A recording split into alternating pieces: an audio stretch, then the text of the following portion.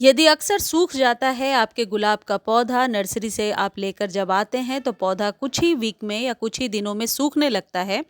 तो आज के वीडियो में आप जान पाएंगे कि ऐसे किस खाद को हम दें जिससे कि हमारा पौधा कभी भी ना सूखे, किसी भी मौसम में सही सलामत रहे।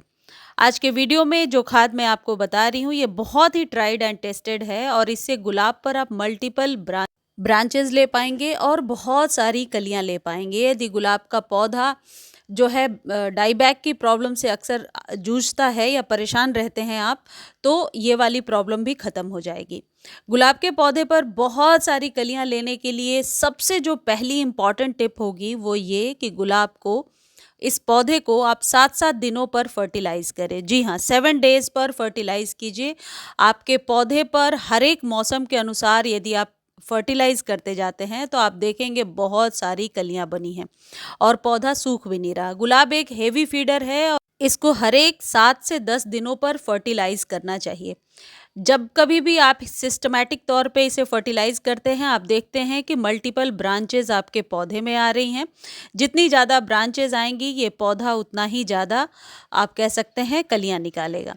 यदि इस तरीके से कलियाँ टूट रही हैं तो समझिए कि स्टेम जो है बहुत ही वीक है और इसे किसी ऐसे खाद की ज़रूरत है जिससे स्टेम को भी स्ट्रेंथ मिल सके। दूसरी इंपॉर्टेंट टिप है कि गुलाब के पौधे पर अभी आप फेब के मंथ में सॉफ्ट प्रूनिंग कर सकते हैं।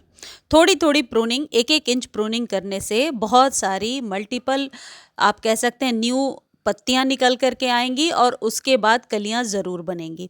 तो सॉफ्ट प्रूनिंग करने का समय फैब है, फैब के समय में कर सकते हैं। यदि रिपॉट करना चाहते हैं या फिर न्यू पौध लाना चाहते हैं तो फैब के मंथ में बहुत ही सही टाइम होता है।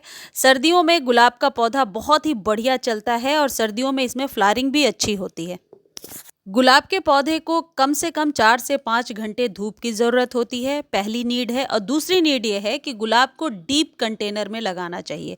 जिस भी आप कंटेनर में लगा रहे हैं उसकी गहराई थोड़ी ज़्यादा होनी चाहिए। तीसरी इम्पॉर्टेंट चीज़ है कि मिट्टी ऐसी होनी चाहिए जो मॉइस्चर लिए हुए हो लेकिन चिपचिपी सी मिट्टी ना हो।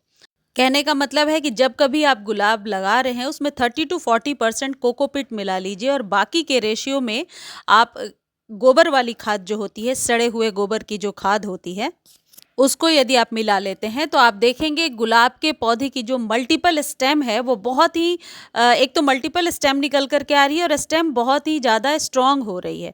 पतली पतली स्टेम नहीं है जिससे कि वो टूटे। यानी कि नाइट्रोजन की अच्छी मात्रा देने से स्टेम्स मल्टीपल निकलेंगी और साथ ही पत्ते भी बहुत ही हरे हरे और चमकदार निकल करके आएंगे। तो इसके लिए सबसे बढ़िया जो खाद है वो गाय के गोबर वाली खाद, जो सड़ी हुई गोबर वाली खाद होती है, वो 1-1 चम्मच हर एक 7-7 दिनों पर यदि आप देते जाते हैं तो गुलाब पर कुछ और देने की ज़रूरत नहीं पड़ेगी। गुलाब के पौधे को बहुत ज़्यादा कैंची नहीं लगाना चाहिए। साल में 1 या 2 बार सॉफ्ट प्रूनिंग कीजिए। आप देखिए आपका पौधा उतना करने से ही स्वस्थ रहेगा। गुलाब के पौधे पर पानी देने का विशेष आपको ध्यान रखना है कि पानी वैसे तो आप गर्मियों में आप डेली दे सकते हैं लेकिन अभी सर्दियों में स्प्रे करके पानी दीजिए। यानी कि 2 दिनों में एक बार जड़ों में पानी डालिए और शाम के समय या मॉर्निंग के टाइम में स्प्रे कर सकते हैं। ये जो खाद मैं इसमें डाल रही हूँ सड़े हुए गोबर की खाद है। आधा चम्मच के करीब, आधा कप के करीब यानी 5 ग्राम के अंदाज ये होगा। इतना मैंने डाला है और 7 डेज़ के बाद इसे फिर से मैं रिपीट करूँगी। एक चीज़ और ध्यान रखिए कि जो खाद हम दे रहे हैं उस खाद को देने के बाद मिट्टी को थोड़ी इस तरीके से यदि आप चला देते हैं ऊपर से और फिर पानी दे देते हैं तो जड़ों तक आसानी से पहुंच जाएगा। गुलाब को बहुत ज़्यादा गुड़ाई करने की ज़रूरत नहीं होती है। ज़्यादा गुड़ाई करने से कई बार कांटा भी लग जाता है, नीचे जो इसके कांटे कांटे से निकले होते हैं।